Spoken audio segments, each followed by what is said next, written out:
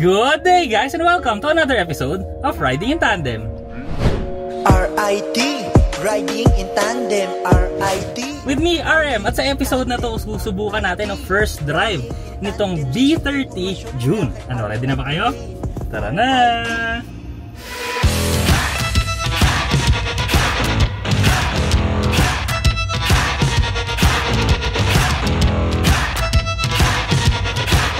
At ito na nga, no, first drive tayo ngayon. Medyo limited yung time natin, no? Medyo 1 hour and a half lang tayo, kaya medyo rush tayo ngayon. Pero nanghingi ako ng tulong sa bahay, kaya nandito kasama natin si Sir Matthew. Sir Matthew, mag-hi naman kayo sa mga katandem natin. Hello, Matthew Hildawa. I handle sales and training dito sa bahay. Saktong-sakto, kasama natin ngayon ang trainer. Pero masasabi ko lang dito sa bike B30, no, sobrang gwapo, sir. Yes, sir. Pang off-road siya, classic, hindi masyadong exaggerated yung design niya. Pero alam mo, ang lakas ng dating, sir, no? Ikaw, ano bang pinaka-paborito mo sa itsura nitong sasakyan, sir? Dito, sir, very minimalist. And ngayon, parang yung mga kotse natin nagiging singkit. Oo nga eh. Ito, muscular, very rugged, and fit na fit nga for family or for going outdoors. Tsaka ang pinaka nagustuhan ko, sir, no, yung pinakita mo kanina, may mga LED kasi dun sa grills sa unahan, tapos may mga LED na ilaw din, pati yung mga matte na body moldings, no? Correct, sir, yeah. Yan, so on the side of the vehicles, yung flare lights natin sa fender, madalas nakikita natin sa mga pick-up. Oo. So dito, umiilaw talaga kasi yung iba hindi eh. Diba yung iba reflector? Reflector, correct, yan. Yung size nito, ang laki rin eh. So, maluwag actually dito sa loob, no? Yung shoulders ko, okay. Si sir, medyo mong nag-gym eh. Medyo malapad din yung shoulders, pero malayo kami. Correct, yan. Hindi, actually, sir, medyo nagbuhat ako bago mag-start. Kaya pala. Nag-warm up pala si sir. Pero sa laki kasi nito, kung mapapansin nyo, no? Malaki talaga siya, pero hindi to 7-seater. Hindi, sir. So, 5-seater siya. Pero, 5-seater na napakaluwag. Correct. Actually, sir, yung wheelbase nito nasa 2,820. Okay. Yung mga ibang vehicle namin na pang off-road din, 2.8, 2.7 something. So, ito na actually yung one of the biggest in our lineup for bike. So, imaginein mo, no? Ang laki nung B60, ang laki rin nung B80. Pero, no, nakakasabay siya doon, pero sobrang luwag nga talaga. Actually, feeling ko nga, sir, pwede nga itong lagyan ng, ng third row, kasi sa luwag, no? Pero, okay naman yung ganito. Sa exterior pa nito, ang taas kasi ng ground clearance nito, no? So ibig sabihin mataas din yung water wading depth nito, sir. Correct, sir. Conservatively, sinasabi namin nasa 450, but it can actually go to a max of 600. Wow. For the wading depth natin.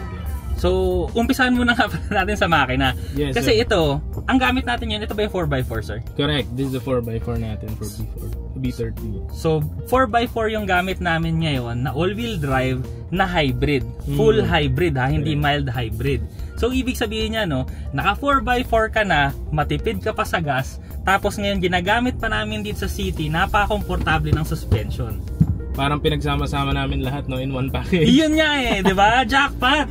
Yung size, malaki siya. Pero nandito kasi tayo sa subdivision, no?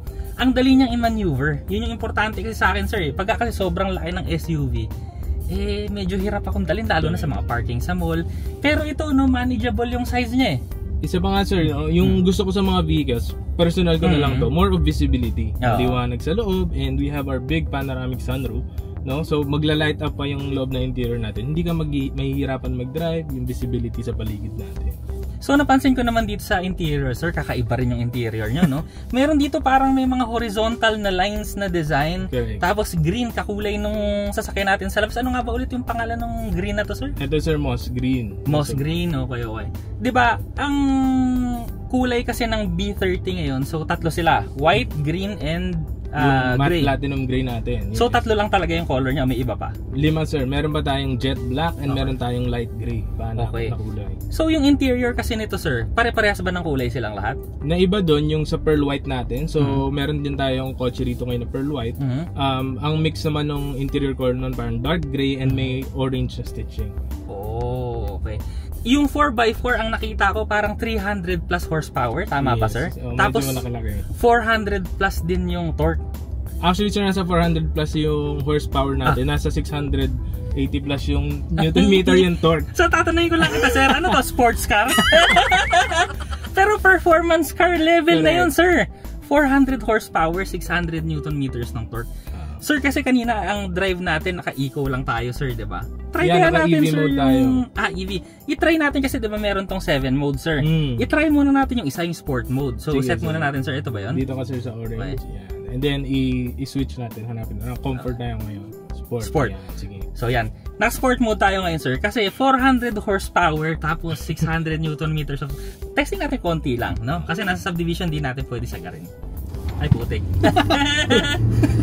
Ay, grabe, no? Ay, grabe. So, yun na nga, no? Performance car nga yung ano natin, no? Yung numbers natin, no? Mararamdaman mo talaga sa performance.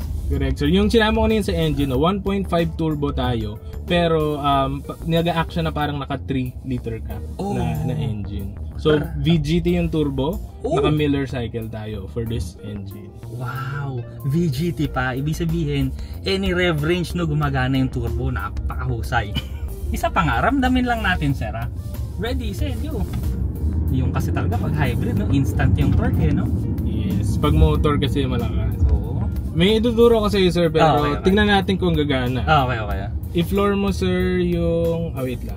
Diretso punta tayo sa vehicles. Sa medyo diretso. Pero hindi natin gagawin. Konti lang. Konti lang. Papakita ko lang yung mangyayari, pero... Parang exciting. Ano mangyayari, sir? Okay, so dito pwede na to, sir. Anong gagawin natin, sir? Yeah, actually, sir, pag low speed din, may intelligent to na system na mag-activate yung camera under 30 kilometers per hour. Ayan. So, naka-sport tayo na driving. Tapos, i-off natin. Yan, naka-off na pala yung ESP. Tatry lang natin, sir, kung gana. I-floor mo nga, sir, sa kaliwang paa yung brake. I-floor mo sa kabilang paa yung gas. Okay.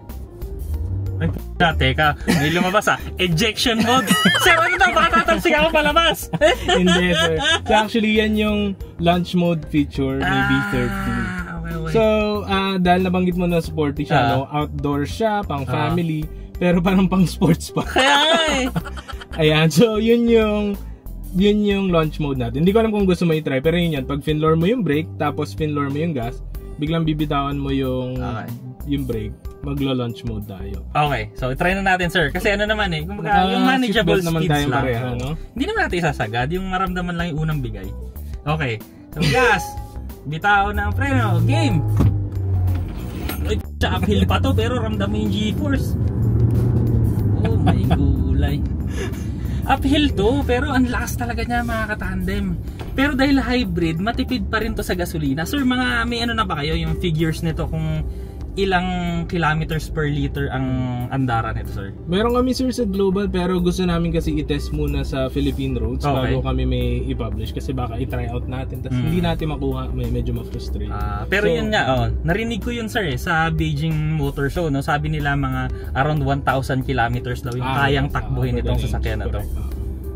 Grabe. Tingnan mo yun, no, di ba? Off-road ka, matipid sa gasolina, kayang tumakbo ng sobrang layo, tapos all-wheel drive. Ano pa hanapin mo, sir? Ay, siya gwapo. Kasing gwapo ni Sir Matthew. Smile ka nga dyan, sir. Teka. Nag-pretensioner. Anyway, nag-pretensioner lang yung seatbelt natin kasi ang tulin niya talaga.